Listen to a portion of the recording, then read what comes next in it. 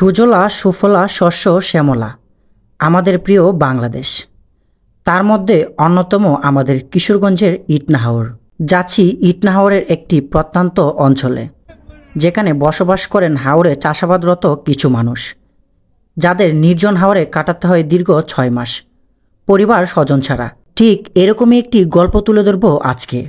জানাবো তাদের সংগ্রামী জীবনযাপনের কথা, কতটা সংগ্রাম করে বেঁচে আছে তারা আমাদের মধ্যে। আমার এবারের যাত্রা রাজধানীর এয়ারপোর্ট রেল স্টেশন থেকে। এবারের ট্রেন যাত্রা সঙ্গী ছিল ঢাকা থেকে ছেড়ে যাওয়া 11 সিন্দুর এক্সপ্রেসওয়ে। ট্রেন যদিও 7টার দিকে আসার কথা থাকলেও দীর্ঘ 1 ঘন্টা পরে 8টার দিকে আমরা উঠি ট্রেনে উঠা নিয়ে রীতিমতো হিমশিম খেতে হলো। আমার ছোট্ট জীবনে এত চাপাচাপি করে কখনো ট্রেনে উঠিনি। নৈসর্গিক সৌন্দর্যের অপরূপ লীলাভূমি আমাদের প্রিয় কিশোরগঞ্জ। ট্রেনে করে কিশোরগঞ্জ যেতে উপভোগ করি উজানবাটির সৌন্দর্য। ফসলি জমির বুক ছিঁড়ে বয়ে যাচ্ছে ট্রেন, দুপাশে রয়েছে বিস্তর ফসলি জমি। দেখতে দেখতে চলে আসি কিশোরগঞ্জ রেল স্টেশনের কাছাকাছি। রেল স্টেশন থেকে 50 টাকা সিএনজি করে চলে আসি চামড়া বন্দর। এখান থেকেই শুরু হয়েছে মূলভাটির জীবনধারা। এ যেন এক প্রাকৃতিক ভূস্বর্গ। বয়ে গেছে অসংখ্য ছোট বড় নদ নদী। এখানকার সাধারণ মানুষের জীবিকার জন্য করতে হয় অনেক সংগ্রাম। হাওরের গ্রামীণ মানুষের জীবিকার 2টা মাধ্যম, যার প্রধান মাধ্যম হচ্ছে মৌসুমি ফসলাবাদ করা এবং বর্ষাকালে মৎস্য শিকার করা তাদের দ্বিতীয় পেশা।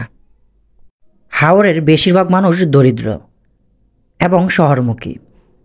তার মধ্যে একটি উদাহরণ হচ্ছে আমি নিজেই। হাওরে সাধারণত 2 প্রকার কৃষক বসবাস করেন।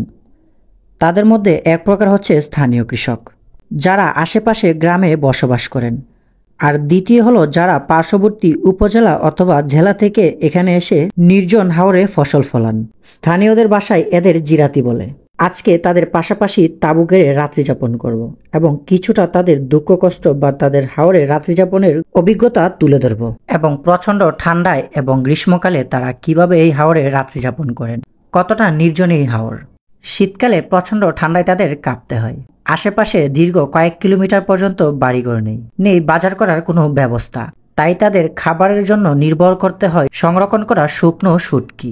ইটনা যাওয়ার পরপরই আমার সাথে যুক্ত হয় আমার স্থানীয় কিছু বন্ধু বান্ধব। হাওরে থাকার জন্য প্রয়োজন রাতের খাবার, তাই কিনে নিলাম 3টা দেশি পাতিহাঁস, এবং রান্না করার জন্য বাকি সকল সরঞ্জাম আমাদের আগে থেকেই কিনা ছিল। ভাই বাসায় আছেন?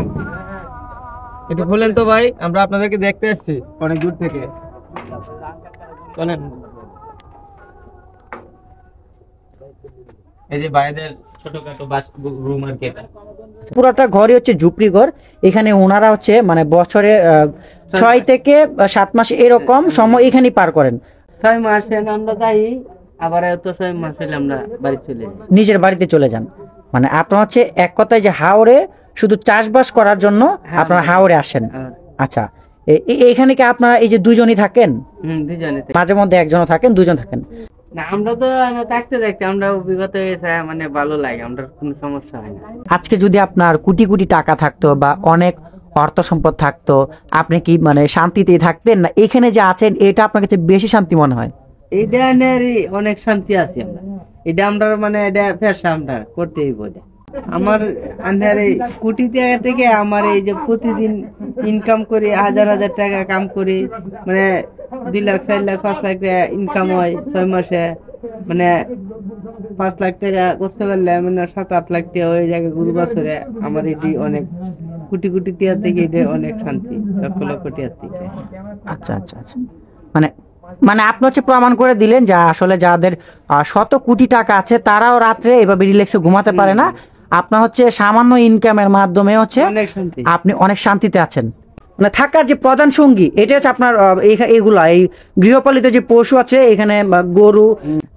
আরেকটা বিষয় হচ্ছে এই নির্জন হাওরের মধ্যে যে আপনি হচ্ছে এইভাবে থাকেন, মানে হ্যাঁ, ঝড় তুফান, এরপরে হচ্ছে যে এখানে মানে থাকেন, চুরেরও ভয় থাকে, চুর ডাকাতের ভয় থাকে, যেহেতু নির্জন এলাকা। কতটা হচ্ছে মানে সাহসিকতার পরিচয় দিয়ে আপনাদের এখানে থাকতে হয়? আমরা সুর ডাকাই আমরা না কোনো আসে যায় না, এরপর তারপরে আমরা তাই যাই কোনো ভয়, মানে বাড়ি যেমন আমরা তাই এমনই। মানে এত সিকিউরিটি আপনি কিভাবে পান? এটা কি মনের সাহস? না, এটা আমরা মনের সাহস, মানে আমরা উদ্যোগ করলে নিজের জমি, মানে বাড়ি থাকলে যে কথা আমরা না হাওড়ে থাকলে মনে মানে আমরা বাড়ি যেমন শক্তিশালী হারে রাখি, আমরা হাওরের মধ্যে যেমন শক্তিশালী এভাবেই থাকেন থাকতে পারি। আপনার কি রাত্রে সজাগ থাকতে হয় না আমরা- মানে নির্ভয়ে ঘুমান? না, সময় মতো লাইতে 2 বা 3 বার তাহি। মানে সজাগই থাকতে হয়, একটু ফলো রাখতে হয় যে কোনো প্রবলেম যেন না হয়। এবার শুরু করলাম রাতের খাবারের পর্ব এবং রান্নাবান্নার জন্য আমাদেরকে সহযোগিতা করেছেন স্থানীয় কিছু লোকজন। তাদের সকল পাত্রেই আমরা রান্না করি এবং সম্পূর্ণ প্রসিডিউরটা তারা নিজেরাই করে দিয়েছিল। যদিও রান্নাবান্নার জন্য আমরা পারদর্শী ছিলাম না, তাই কোনো রকম খেতে হলে রান্না করতেই হবে। হাওরে সবচেয়ে যে বেশি প্রবলেমটা সেটা হচ্ছে আগুন জ্বালানো। আগুন জ্বালানোর জন্য রীতিমতো আমাদের এক প্রকার যুদ্ধ করতে হয়েছিল। কোনো রকম রান্নাবান্না করে আমরা খেতে বসলাম। এরকম নির্জন পরিবেশে আমরা কখনোই খাবার দাবার খাইনি। আমার মনে হয় জীবনে কখনো একবার হলেও এভাবে হাওরে অথবা নির্জন কোনো স্থানে একবার হলেও আসা উচিত, তবে বোঝা যায় জীবনের মানেটা। পরিবেশটা কেমন জানি থমথমে।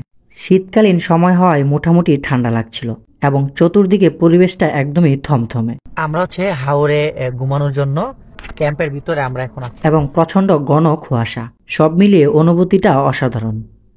নির্জন হাওরে একটা রাত আমার জীবনে স্মরণীয় হয়ে থাকবে। প্রচন্ড ঠান্ডা এবং কুয়াশার কারণে রাতে রীতিমতো ঘুমোতে পারিনি এবং কোনো রকম রাতটা পার করেছি। হাওরটা এতটাই নির্জন যার নির্জনতার গল্প করে শেষ করা যাবে না। সকালে ঘুম থেকে উঠেই দেখলাম কুয়াশার চাদরে ঢাকা সবুজ ঘাসগুলো। এবার আমাদের বাড়ি ফেরার পর্ব।